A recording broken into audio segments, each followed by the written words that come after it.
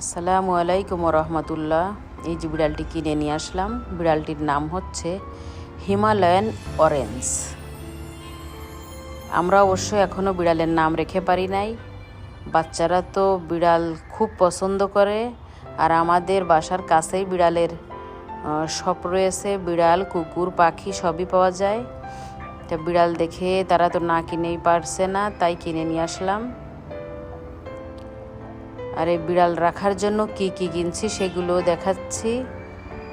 এখানে বাসাবাড়িতে বিড়াল রাখতে গেলে তো যেভাবে রাখতে হয় সেইগুলা, এটা হচ্ছে বিড়ালের খাবার।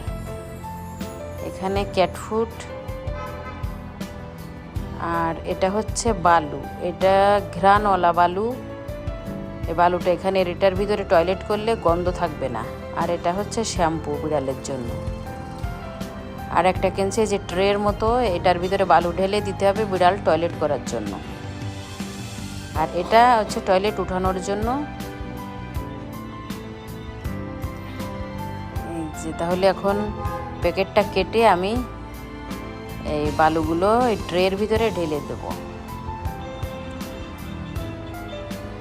আমার মেয়েই ঢেলে দিচ্ছে কেটে, সে তো অনেক খুশি বিড়াল পেয়ে। এখন এই যে সমান করে নেওয়া হয়েছে। এখন বিড়াল যখন টয়লেট পিপি করবে তখন ওইটার ভিতরেই করবে। আর আমাদের বিড়ালটি দেখতে কেমন হয়েছে যারা দেখবেন তারা জানাবেন। আল্লাহ হাফেজ, সবাই ভালো থাকবেন।